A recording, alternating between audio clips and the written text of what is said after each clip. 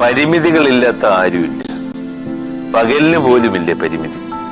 രാത്രിക്ക് മാത്രമല്ലേ മിന്നാമിനുങ്ങളുടെയും നക്ഷത്രങ്ങളുടെയും ചാന്ദ്രശോഭയുടെയും ഒക്കെ സൗന്ദര്യം നമുക്ക് കാട്ടിത്തരാൻ കഴിയും. പരിമിതികളെ പരിശ്രമമാക്കുമ്പോൾ പ്രതിസന്ധികളെ തട്ടിമാറ്റാൻ എളുപ്പമാണ്.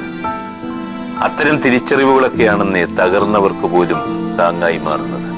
പറക്കണമെന്നേ മുകളിൽ ആകാശമുള്ളിടത്തോളമല്ല, ഉള്ളിൽ ആകാശമുള്ളിടത്തോളം കാലം. ആകാശം അത്ര ഉറക്കെ വിളിച്ചാൽ നമ്മുടെ ചിറകുകൾക്ക് എങ്ങനെ വിടരാതിരിക്കുവാൻ കഴിയും?